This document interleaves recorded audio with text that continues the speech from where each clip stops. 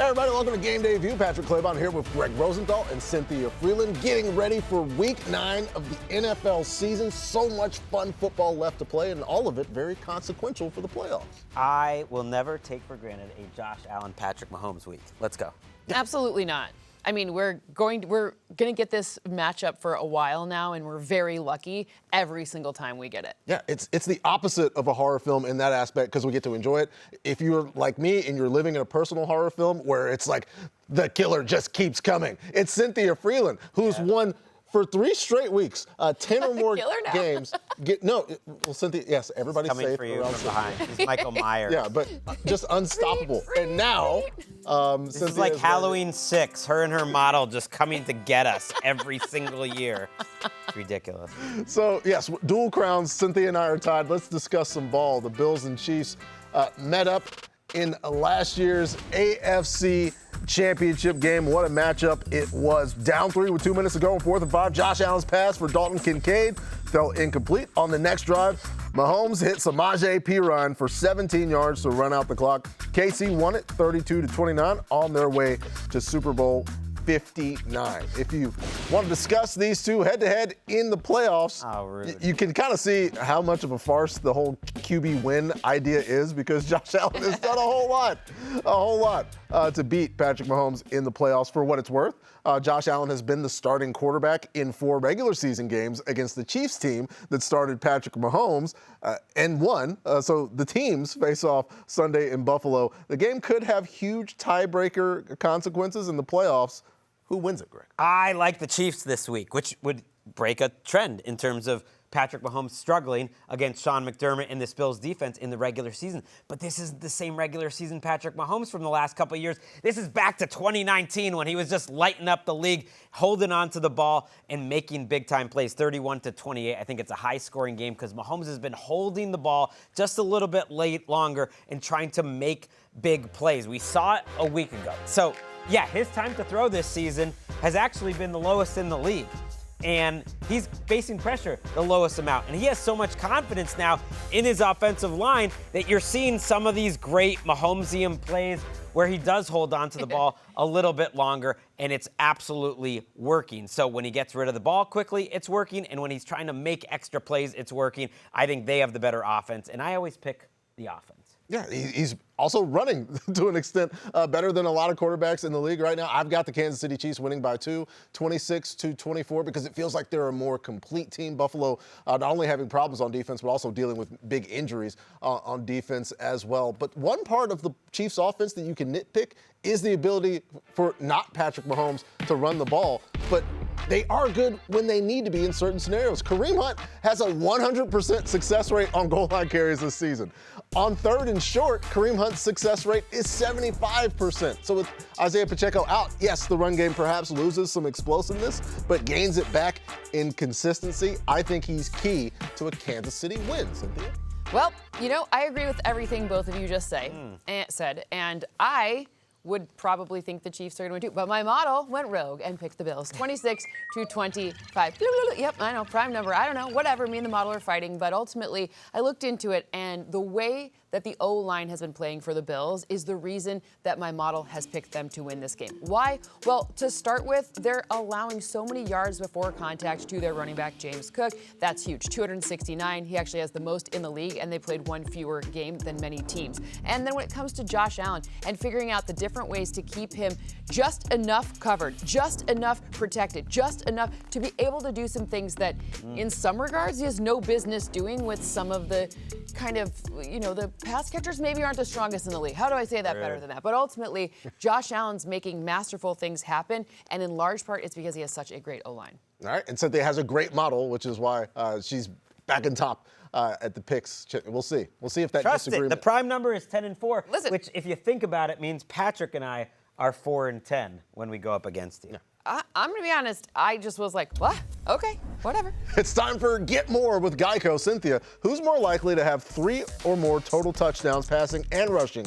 Patrick Mahomes or Josh Allen? Both. Oh, wait. Oh, okay. Am I only allowed to pick one? No, you got to pick one. Okay, so I'm going to pick one. I just have a higher probability of Josh Allen having a rushing touchdown, so I picked him here so I could talk about that rushing touchdown because I love Josh Allen to have a rushing touchdown. So we're not in Write That Down yet, but you can write it down. Oh. Josh Allen will also have a rushing touchdown, but I think both of them have at least 3 total touchdowns. That's a bonus prop from Cynthia Freeland. There, as the Chiefs and the Bills, yes, are juggernauts, but the hottest offense in the league right now belongs to the Indianapolis Colts.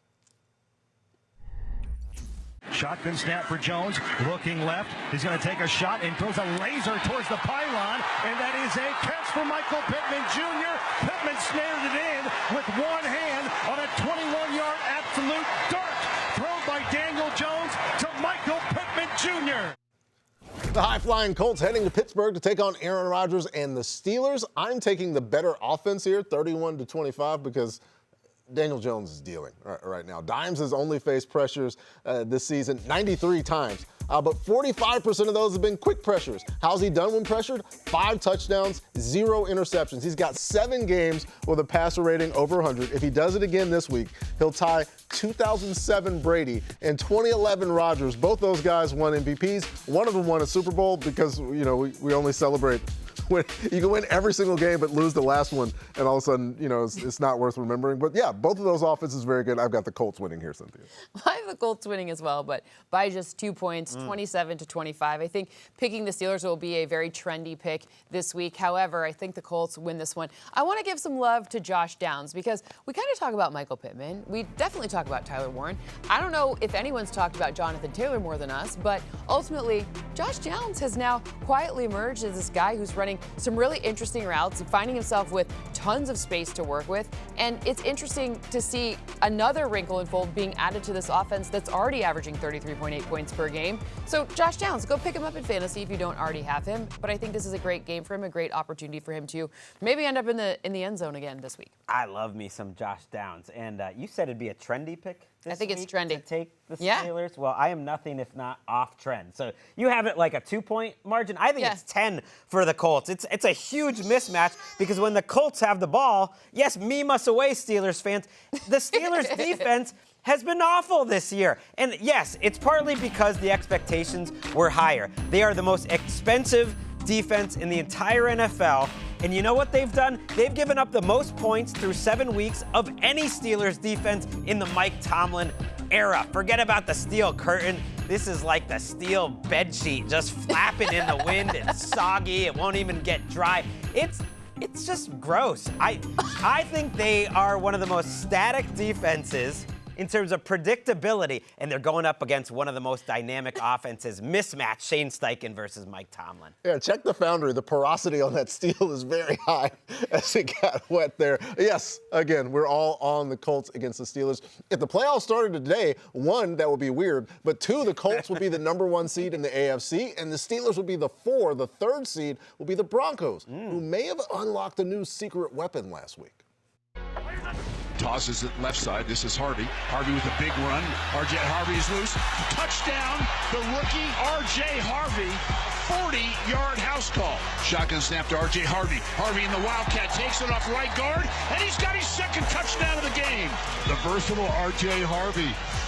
Harvey in the flat, wide open. Harvey gathers it in, tiptoes into the end zone. Touchdown, Denver. And for R.J. Harvey, that is his 3rd touchdown. The Broncos and the Texans, Denver on a 5-game winning streak. Nico Collins trending towards playing for Houston. Is that enough to make the model believe, Cynthia? No. Oh. I think this will be another trendy pick to pick Houston this week, but I have a 2-point win for the Broncos, 21-19. Why? Again, we go back to O-lines. You just watched that R.J. Harvey film. Go back and watch it again, but watch the O-lineman who created all of this. Quinn Miners and that belly of his, which is my favorite thing about him. I love how he, in practice, he lifts up his shirt and he gets a tan on that belly. It's very, very, it's fun when you go watch training camp. Patrick and I were there ahead of the season. Yeah. But I love watching this O-line function. In large part, we've seen Bo Nix throw just a ton of screen passes this season. That's been their formula so far. But he doesn't really have to. He's had a lot more time behind the line of scrimmage. Perhaps that means we will start to see some of the longer stuff develop. We saw it last week a bit against the Cowboys. That doesn't really count, though, I don't necessarily think. But I think this is a good O-line. And to me, in this defensive matchup, O-lines are the dictator of who wins this one. And by far and away, the better O-line in this game, Denver Broncos. Yeah, I'm going with the Denver Broncos as well by a small margin because you mentioned the screen game for the Broncos. I think it needs to be in play because you have to account for one of the better edge defenders in the NFL right now in Will Anderson Jr. So it's a 19-18 win here by 1 point in my pick because Will Anderson has been so good. He's got a 20.8% pressure rate, number 2 in the league among edge defenders. He's also top 4 in run stuffs among edge defenders. There's only so much scheme can do. I think he's going to make a play, Greg. He's going to cause some problems for the offense, but the offense for the Texans is enough of a problem that they don't win the game. Okay, this is where I know I'm on the right side of this, Just Greg, that you're talking about the Texans defense when you're not even picking them. Yeah. It's Just Greg Nation. We're back. I changed the pick to the Texans. I just wanted to give all the Just Greg Nation something to root for here early in the show. And it's because Bo Nix, he struggles against pressure. Of all the starting quarterbacks in the entire NFL, only 2 have a lower yards per attempt when under pressure this year than Bo Nix. 4.1 yards per attempt when he's under pressure. So, yes, he's not pressured very often, but when you play the Texans and Will Anderson, you're going to get pressured. You know the 2 quarterbacks that actually have a lower yards per attempt? Who are they?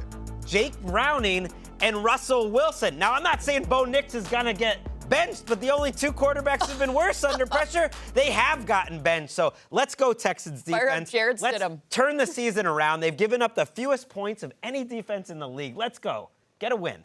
For me.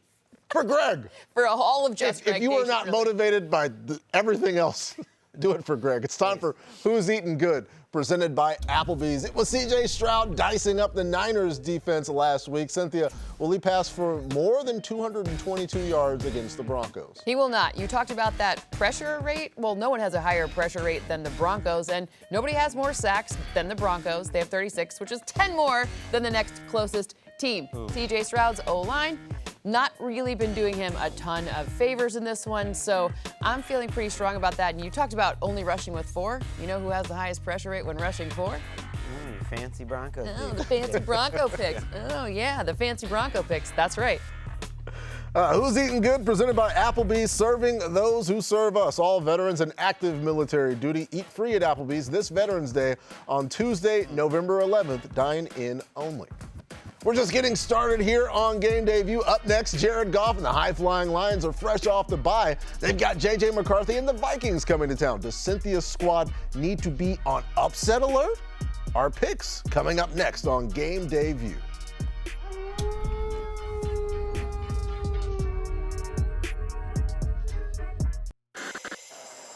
There's the snap.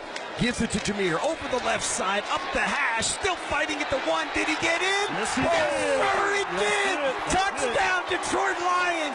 Jameer with a boost from his offensive line. He's in, and the Lions are 3 scores up. Can you smell it, Detroit? Yes, we do. Can you smell it? Smells good. That was Jahmyr Gibbs scoring his 4th touchdown as the Lions clinched the division last year against the Vikings. Time for Seize the Season, presented by Caesars Sportsbook. The first touchdown scorer odds, according to our friends at Caesars, are all I didn't do wearing it. Honolulu blue. Greg looked at me and just shook his head. crazy. I didn't do it. You want disrespect? I'm not Caesars. Oh. I'm Cynthia. Meme away on this, Bears fans. Or Vikings fans. Vikings fans. Well, yeah. I'm sure some Bears fans will probably have some thoughts on that as well. Let's dive into the matchup. The Lions coming off their bye while the Vikings are getting J.J. McCarthy back. Does J.J. McCarthy turn things back around for Minnesota here, Greg? Yes and no. He allows Vikings fans to feel optimistic because their young quarterback takes a step forward and at least keeps them closer than those 8.5 points. I think it's a good game. It's a game the Vikings need to win. Why don't we go back to week 1 and see some of the positive moments from, yes, NFC Offensive Player of the Week award winner J.J. McCarthy. It's been a dark 6 weeks, and a lot's gone wrong with the Vikings defensively, on the offensive line, and I think just a lot has been put on J.J. McCarthy's shoulders that hasn't been entirely unfair. They struggled in that Week 2 game against Atlanta. I think it was the game plan. He didn't practice on Friday because he had a baby. I just think this is a time to establish J.J. McCarthy as the quarterback of the future. It's a tough matchup, so I'm not going to pick him to win, but I do think it'll be a close, competitive game where people feel a little better that, hey, J.J. McCarthy is a promising young quarterback for the future. I kind of agree. I have an 8-point win, which is a little less than 8.5. I have 28-20. Yeah, Rory, we love Rory. A mild roar there from Cynthia. I'm not the roarer, though. Okay. Anyways, listen, I'm first I'm Caesars, first I'm a killer. There's a lot going on here today, but when I'm looking at the opportunity for Jared Goff to stay doing so well against the blitz like he has done, like a 137.7 passer rating, you know why? Because the run game works so darn well. Both of these guys, as in Jahmyr Gibbs, who clearly loves to score touchdowns against the Vikings. It's kind of his thing. He does it a lot. And, I mean, like twice a game for the last few games. But ultimately, David Montgomery as well. It's a good opportunity to kind of look at where the interior O-line has come, how far they've come this season. This will be a good opportunity to test it because, you know, Brian Flores is not going to want to allow them to run in the middle of that line. But I just think that now we've started to see this O-line really come together with the changes in the middle, thus allowing both of these running backs to get into the end zone. Yeah, and it's something that we've seen through most of this Dan Campbell era with Jared Goff and David Montgomery, Jahmyr Gibbs, and Amon-Ra St. Brown. The offense is so good.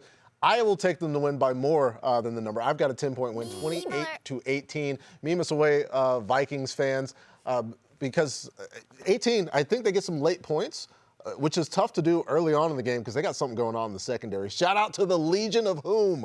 Guys like Nick Whiteside, who was targeted 6 times by Baker Mayfield, gave up 1 catch. Arthur Mollett was making plays in the run game and the pass game. Tyrus Wheat, the team played great with injuries as well as the suspension. Now Brian Branch is back.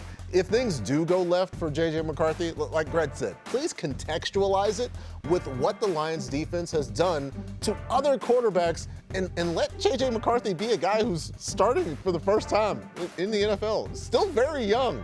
Like, it's going to be fine. Chill out just a bit. Seize the Season brought to you by Caesars Sportsbook. New users can bet $1 to boost their next 20 bets by 100%. Must be 21 or older. See Caesars.com/promos for full terms. It is 2nd and goal for the Bears from the Ravens 3. Caleb Williams in the shotgun. Takes the snap, looking to the left. Slings it complete, but at the 2-yard line, they'll mark it to the 1. Quickly to the line. Caleb Williams, quarterback sneak. He's not going to get there. The Ravens stop him shy of the goal line. It's 4th down. And Williams takes the snap. Wants to throw. Fires to the back of the end zone. Incomplete. And DJ Moore wide open, and it's all handshakes now. Miscommunication there at the end because Caleb saw something different than DJ Moore did, by the way. But still, it was a rough ending for the Bears last week in Baltimore. Now they got the Bengals, who might be without Joe Flacco, got an AC joint sprain. What do you see taking place in? Okay, so my score is assuming that we get Joe Flacco. Okay. Got it? All right. Got it. It's still Chicago winning, but it would be Chicago winning more convincingly. Should it be Jake Browning? But I have 25-24. Wow. A 1-point win. Joe Flacco is that valuable. I'm looking at the opportunity here. We need to see something with Rome Odunze, as in, I believe he's going to have a big game, but I want to actually see it take place. Why? Because I've seen him become like stepping into the Amon-Ra St. Brown role, but now the defenses, and even though this defense has a lot of question marks, a lot of things I don't understand, a lot of things that don't make a lot of sense. But what I'm saying is he needs to show up big in this spot where he's forecast to show up big. And a lot of that will be on Caleb Williams to make the right reads. It'll be on the right play calling. All things that I think can happen. So I think Rome Odunze, this could be that moment where we say, okay, that like we're really seeing him like get into that next level, that next echelon of wide receiver. Yeah, I think he will. I have a Chicago Bears win as well, 25-19. Cynthia was talking about them maybe not living up to expectations against the defense in Baltimore that was probably better than the numbers that they had season long. The Cincinnati Bengals defense might actually be worse now than their season-long numbers, and that's saying something. They have to go up against a very explosive running game. DeAndre Swift has been really good, as the Bears have been great on the ground after the bye. They're playing The Bengals, who have hit running backs behind the line of scrimmage at the lowest rate in the league. The Bears are top 3 in the league at keeping running backs from being hit in the backfield behind the line of scrimmage. And number 1 since the bye. This is a rough mismatch. I've got the Bears running all over them, Greg. I love that you point out the mismatch in the running game because I think it's the same in the passing game. The Bengals get no pass rush. Trey Hendrickson is not 100%. Shamar Stewart, their number 1 pick, does not have a QB hit all season. I think it's a blowout in terms of the Bears winning this game because of that bad Bengals defense. I don't think people have really wrapped their minds around what happened last week in Cincinnati. This was a let's pack it up, the season is over type of defensive performance by the Cincinnati Bengals. The Jets hadn't scored a touchdown in 2 weeks. They literally hadn't scored a touchdown in 2 weeks. And so many plays in this game, you didn't even see the Bengals linebackers on the field. Like, where are they? It's these 2 rookies, Demetrius Knight and Barrett Carter, and they're just not ready to go ultimately, and they're not being coached well. And I look at Ben Johnson, who was once the assistant for Zach Taylor, but I think he's a much better coach, and I think he's going to pick on this Bengals defense. Do we have to say it yet again? Yeah. Maybe Lou Anarumo wasn't the problem. Yeah. He was not. It's bigger problems. We're going to keep saying it until everyone else Significant picks up on problems it. over there. Also, the Jets catch a stray as we're discussing that game. Hey, it gets better, Jets fans. Don't sleep on Sam Darnold and the Seahawks. The NFC West leaders have a big one coming up Sunday with the Commanders. Will Seattle come off of the bye surging? We'll let you know after the break.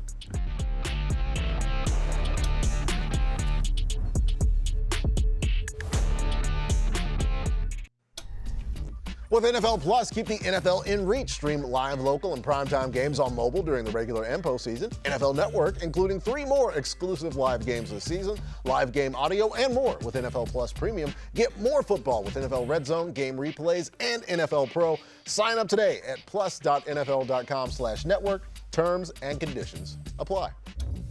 It's time for The Read, presented by Microsoft Copilot. Microsoft Copilot, your AI companion for NFL game day and every day. We asked for the position group matchup that will decide the Seahawks-Commanders game on Sunday night. Copilot highlighting Seattle's receiving core against Washington's defense that's among the worst in the entire NFL. Let's discuss more Seahawks-Commanders. Washington hoping to have Jaden Daniels back, but he will be without Scary Terry on the weekend of Halloween, so it's unfortunate because he's such a big part of what they do, Cynthia. Yeah, and that drove a difference in my score, actually. It was 25-22 in favor of Seattle. Now it's 26-22 in favor of Seattle. Why don't we talk about Jackson Smith and Jigba even more? Please. Why don't we talk about Sam Darnold even more? Until their names start getting mentioned amongst the duos like the Puka Nakuas and Matthew Staffords, the guys are absolutely the top of the league because their stats are showing that. What Jackson Smith and Jigba has been able to do when defenses are absolutely aware that he is the primary target that Sam Darnold is looking for has been pretty epic. I love watching his route running. I love watching him just shake off defenders, his work on the perimeter. It's been really fun to see him take this pretty massive step forward now that he's the feature guy. So, I mean, I expect to see a lot more of that because in this situation, the Commanders' defense, they very vulnerable to the kind of stuff that JSN does. So I expect a big game from him and a big game from both of them. I like that you changed the score, so it's to 4, because now we're on the same side, because this is one of my favorite picks of the week. Same. That's why I took it on NFL Daily when we were making our picks. I think the Seahawks double up on the Commanders. Double up? I think it's 26-13. I think the Seahawks could be the very best team in the NFL, and the Commanders are struggling right now. And they're struggling to protect whoever's at quarterback. It's going to be Jaden Daniels this week. Laramie Tunsil might not be out there, and they're playing one of the best pass rushes in the league. They have the 4th highest pressure rate, which is really impressive. And you think, okay, they must be sending a lot of heat. No, they are the 31st in terms of blitz rate. So only one team sends heat, extra defenders, more than the Seahawks, and yet they get home, whether it's Leonard Williams or Boye Mafe. It's not just one guy that you can pick on. They have such a deep group of pass rushers, and so you don't know who to double team, but they get home, and I think Jaden Daniels will struggle because of it. Yeah, we're unanimous on this. Meme us away. Commanders fans, 25-18 is my predicted score. And yeah, Greg talked about a lot of the talent up front on the defense. Let's go on the backside, where they get a whole lot of contributions from young guys like the rookie rookie safety slash guy who's playing slot corner at 6'3", 220 pounds out of South Carolina, Nick Emanwori. He played 92% of the snaps against the Texans. He was in coverage. He had 4 pass rush snaps. He had 13 run defensive snaps. The completion percentage when C.J. Stroud targeted him was 25%. Just one piece of a defense and a team, as Greg pointed out, that's got talent all over the place. Yeah. Let's talk more about the Seattle Seahawks. Their offense and defensive players. We'll get them in every conversation for how good that they've been. As of right now, I reran all of my models for the playoffs. I have them winning the division. I understand Rams fans are going to be like, what? But no, I have the Seahawks winning the division right now. Yeah, and it's a tight division. We'll see how things go. Speaking of their opponent, the Washington Commanders, the NFL international games continue on NFL Network on November 9th. First is the Falcons and Colts in Berlin. Then on November 16th, we get the Commanders and Dolphins in Madrid. Snooze off, game on for Sunday morning football. Only on NFL Network, also streaming with NFL Plus. Subscription required for NFL Plus. Visit plus.nfl.com for terms. Time for the 2-minute drill presented by the Wells Fargo Active Cash Credit Card. Let's make some quick picks here on Game Day View. We'll start with the 49ers and the Giants, both teams coming off of losses. Who gets into the win column? Well, sticking with the NFC West theme, I have San Francisco winning this one 24-21. Until the Giants can figure out a way to stop outside rushes from being so effective, I'm just going to keep talking about that as the key to beating them. Why? Because if you're looking at any metric when it comes to this, explosive runs, rushing yards over expected, probability of expected points at all of these things, you know what happens? They're just like getting absolutely gashed. And this is a team that runs to the outside about 57% of the time. Christian McCaffrey, I understand, didn't have a ton of production last week. That doesn't matter. He's going to make up for it this week on outside rushes. All right, we are all aboard the 49ers there. The Falcons and the Patriots. Atlanta hoping to have Michael Penix Jr. back. New England has won 5 straight. Do they make it 6 in a row, Greg? I think they do. I think it's going to be closer than the number indicates. I have the Patriots winning 23-21, but which second-year quarterback are you going to trust? It's Drake May in these deep passes that he's completing week after week. You look at some of the numbers he's put up and compare them to the Tom Brady MVP seasons, and they are better for Drake May early in the season. The numbers downfield are a little outrageous. You're seeing the throws to Kayshon Boutte. That connection in particular on deep throws has the highest pass rating of any tandem quarterback to wide receiver in the league. So stop saying he doesn't have great receivers. He's got Kayshon Boutte, and it's making it happen week after week. I think it's going to be Boutte over A.J. Terrell, let's say, late in this game to get the victory. All right, we've got the Patriots keeping that streak going. The Falcons losing 2 in a row. Let's go to the Panthers and the Packers. Green Bay lit up the Steelers last week. I think they keep it rolling here against that Panthers run defense. They win it 27-17 because the last time we saw the Panthers run defense, it was James Cook and the great Buffalo Bills offensive line, but he had a generational day on the ground, way over 200 yards on 19 carries. The Bills' run game is good, but so is the Packers. I feel like it's a little bit closer than 13.5. Hopefully, Bryce Young is back at quarterback for the Carolina Panthers. That helps. There's going to be more opportunity for Rico Dowdle, as Dave Canales has said. Rico's going to get more of the running opportunities. Keeps it closer to 13.5, but we are all on the Green Bay Packers. Still to come here, the game of the year. The Chiefs and the Bills, Sunday in Orchard Park. Mahomes versus Allen's teams, respectively. So you know that there's going to be plenty of fireworks. We're talking player props for this monster matchup coming up next on Game Day View.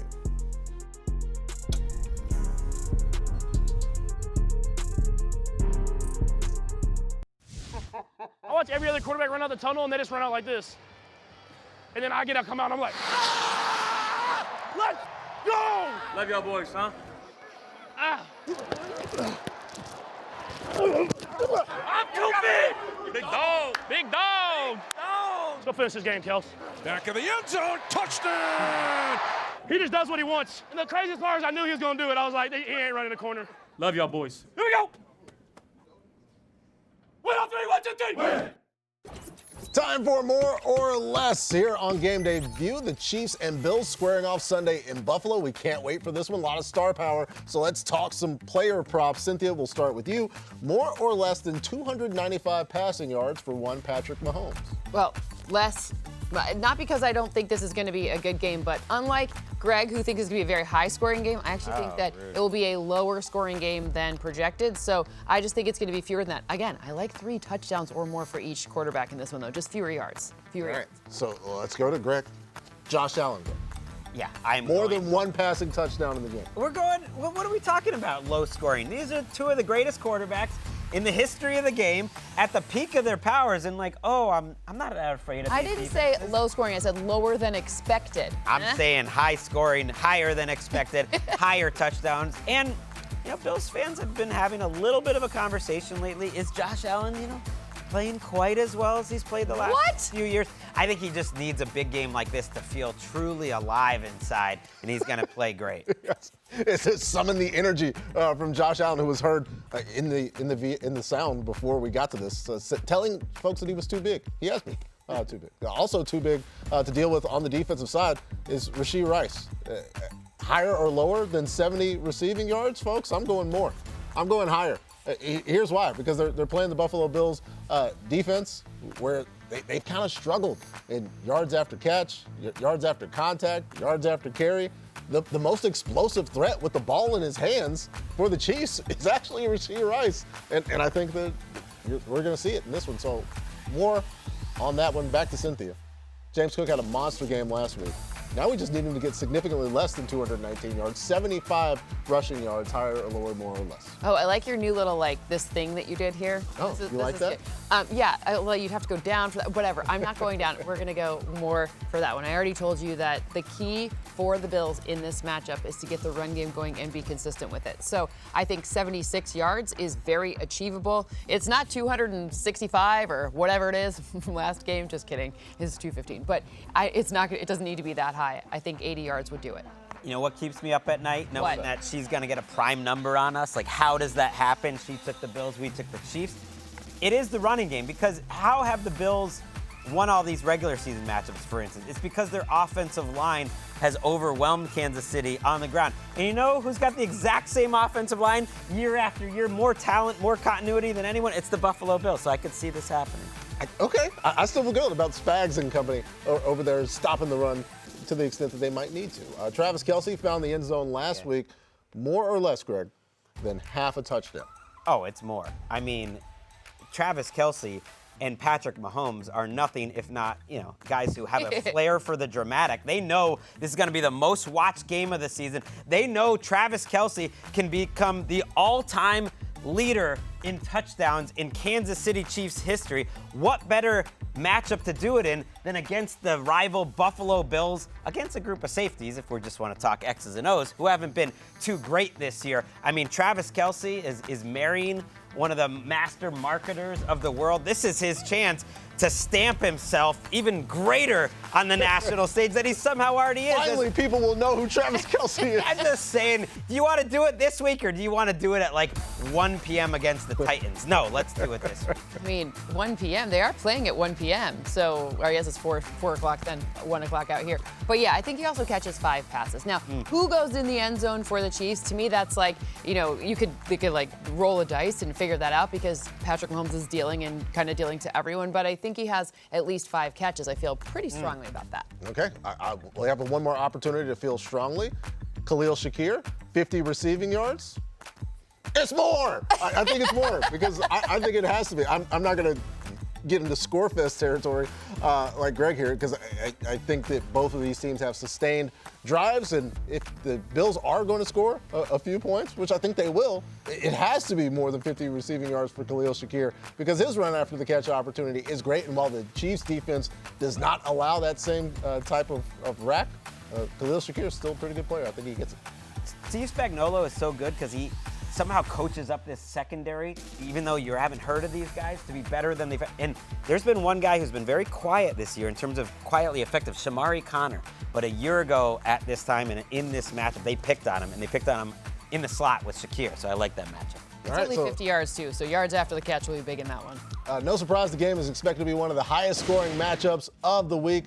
Check out the rest. The Dallas Cowboys defense, once again featured in the highest total, 53.5 total points. Then the Chiefs and the Bills, the Bears and the Bengals, Colts, Steelers, the 49ers, and the Giants. All the highest totals of Week 9. Time for What's Ahead, presented by Credit One Bank.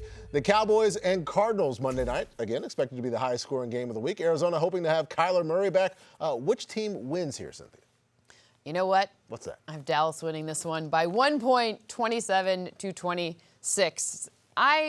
This is a very interesting defense to try to figure out because it's like, can you hold someone off? And because there's more rushing projected for the Cardinals, that's what drives the score for me. And also George Pickens' ability to be that number 2-ish, number 1-ish guy, depending on what's asked of him in a situation. Just stay away from Budda Baker. But I'm watching George Pickens in these tight window situations, and it is pretty fun to see. He also has the longest neck of anyone I've ever seen, which I really appreciate for some very weird reason. But ultimately, I think his sure-handedness and his ability to navigate some of the traffic, because I don't think the Cardinals defense gets enough love for who they are in terms of the secondary, when they're healthy, etc. But we love Budda Baker on this show, so I'm going to say his name at least one more time. Budda Baker is on the defense, so stay away from Budda. Great necks in NFL history would be like a great NFL Films episode. Merton Hanks has got to be in there. Shout out to Mike Glennon. Mike Glennon. We were all thinking it. Yeah. So 100%. Obligated. George Pickens right up there. I'm also obligated to point out, Cynthia and I have the same exact score, 27-26. And so much of that is because not just how I feel about the Dallas Cowboys defense, but what they have shown in 2025. They struggled in the run game. They struggled against screens. But the place it's been the worst has been deep passing. On attempts over 10 air yards, they've allowed a 132 passer rating and 14 yards per attempt. Better in both of those categories than Dak Prescott's deep passing. As good as Dak Prescott has been in 2025, the Cowboys defense has been even worse. I've got still a solid win, but I just wanted to talk about that defense, Greg. I mean, once again, you're just talking trash on the team that you picked. Yeah. And I'm going to take the pick against that trashy defense. Let's go, Cardinals. Let's just Greg it up. I feel great about this because of my eye test, the way the Cardinals have played in recent weeks, and then also because Kyler Murray is in the building. Even if he's not the starting quarterback, he is 8-0 at Jerry World, AT&T Stadium. Patrick Claybon earlier this week said the consensus greatest high school player in Texas history, the best high school football state there is, until maybe California. We're taking the crown now. So 5-0 in high school, 2-0 in college, and one of those is germane to this week, where he actually wasn't the starter, but he came in as a backup on A&M and just ran the ball a little bit. Maybe they'll use him in a package if it's Jacoby Brissett. So here he is lighting up in high school. He did it as a pro for the Cardinals, and if you think about the last two Cardinals games, they were down to the last play against two of the best teams in the league, the Packers and the Colts. Think they played well in those games. Think they are turning the corner. Kyler Murray, 42-0 as a starting quarterback in high school. It's a fun stat. We come back. The last time we saw Matthew Stafford, he was dicing up the Jags for 5 touchdowns. The West is up for grabs, and Sean McVay's squad has their eye on the prize. We are previewing Saints against the Rams and the rest of the Week 9 slate on the way on Game Day View.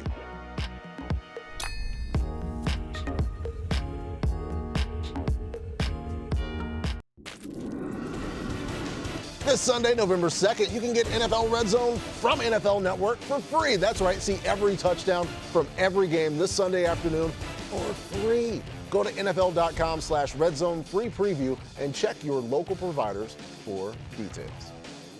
Time for quick picks here on Game Day View. The Chargers and Titans. The Bolts put a beat down on the Vikings last week. What happened Sunday in Nashville? I think they put a beat down on them, 33-21. But I do think the Titans' offense has been playing better of late. Ultimately, the Chargers have too much when it comes to their offense. Justin Herbert is the, quote, perfect quarterback. That's not according to me. That's according to Titans defensive lineman T'Vondre Sweat, who has clearly been watching what Herbert has been doing scrambling. This year, he averages more per carry on scrambles than any quarterback in the league. It has been a very pointed coaching idea, I think. Herbert came into the season saying, I'm going to improvise more. He's also been making more plays, I think, out of structure because he's needed to. And this is a game where he should be protected well. That Titans defense is just really banged up with Jeffrey Simmons likely out this week. And glad the Chargers are getting a little bit healthier as they have been playing some better football. The Jags and the Raiders in Vegas. Jacksonville has lost 2 in a row. Do they right the ship here, Cynthia? They do. 24-20, a 4-point win in Las Vegas. But I want to talk about Brock Bowers because he's been out, and so we haven't been able to talk about him. And him being back is a big deal for an offense that's trying to score at least double-digit points in this one, right? Like they're averaging 8 points. They need to kind of get back on track. Well, being able to use Brock Bowers in all of the different ways, even as, on the field to block, to all the things that Brock Bowers is so good at, it will be a difference maker. That's why you see I have 20 points for Vegas in this one. Jacoby Myers also expected to return, and hopefully that means they can just be a little more aggressive. The last couple Raiders games, it honestly felt like they were trying to run out the clock on themselves, like just get to the bye week. And don't forget Tyler Lockett, reunion with Geno Smith, We love a little Seattle days, firing it up down south. Yeah, positive vibes to come back into a team that hopefully, because having Geno play safety ball where they're worried about turning the ball over, that's not Geno's game. Let it rip, Coach Kelly. Let's go to the Saints and the Rams. Rookie Tyler Shuck will get the first start for the New Orleans Saints. The Saints haven't had a rookie quarterback win in forever. Last time it happened was actually against the Rams, but I think the Ramley is successful here. They win it 26-6. Oh my goodness. On the virtue, is that an absurd score? 6 points is tough. Well, it's a very good pass rush against a quarterback making his first start. And on the other side, Kyren Williams has been good. In fact, the best Kyren Williams game was the best Rams win right there in SoFi Stadium on not just that play, but a sequence of plays where he averaged 5.9 yards per carry against the Indianapolis Colts.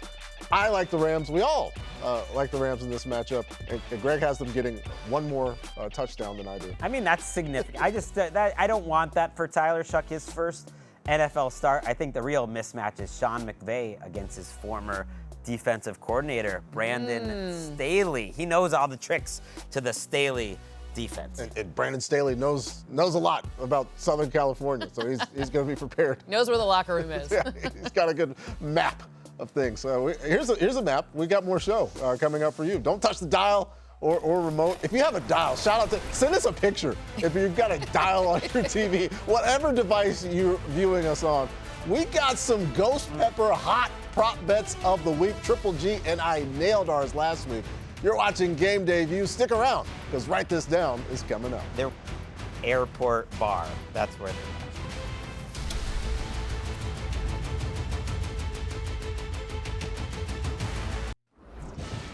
Back here on Game Day View, Sunday at 9 a.m. Eastern, join Rich Eisen, Kurt Warner, Cynthia Freeland, and the rest of the Game Day morning team as they get ready for kickoff. Josh Allen and Patrick Mahomes facing off in the matchup of the week, and the crew debates where the showdown ranks in NFL history.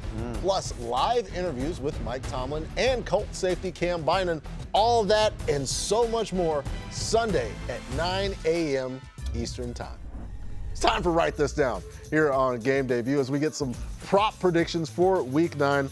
Greg Rosenthal, why don't you start us? All right, I'm on a hot streak, 2 straight Write This Down victories, although well behind Patrick, who's been on fire all season with these. I'm going with the Seahawks team total this week. It worked for the Packers. I feel very strongly not only about the Seahawks winning, but their offense scoring more than 26.5 points against this Commanders defense, which is both predictable, a little slow, and just doesn't have a good pass rush. And this is against one of the best deep passing teams in the entire NFL. So if you want to work an alternate line into the mix, I wouldn't be opposed to that either. But I really feel good about the Seahawks going over 26.5 points. And by alternate line, I mean the Seahawks winning by more than a touchdown. Ooh, okay, spicy. I'm going to keep mine a little bit simpler because I want to get it right. Justin Jefferson to have more than 73.5 receiving yards against the Lions. You know what his average against the Lions is in 10 games? 120.8. Whoa. Do you know who has more yards in a game against any opponent in 10 that they face 10 times or more than him? Yeah, no one. That's the answer. No one. I get the Legion of Whom is great. I also like that the grammar is correct on that too. Not the Legion of Who, the Legion of Whom. And that's perfect, but Justin Jefferson, at least 74 receiving yards. I will take a simple one as well because I'm trying to pick out the defense. I picked out the defense with the Dallas Cowboys, and fortunately, that was right. I'm 6-3 on Write This Downs on the season. Woo! That's something I can celebrate. Travis Etienne is going to have over 59 rushing yards against the Las Vegas Raiders because the Raiders' run defense hasn't necessarily been great, and Travis Etienne's been pretty good at the start of the season. Hopefully, after the bye and the break after the beatdown in London, the Jags will be better. We appreciate you guys spending time with us here and watching Game Debut. Enjoy all of the games. For Greg Rosenthal and Cynthia Freeland, I'm Patrick Claybon. We'll see you next week. Have a great week 9, everybody.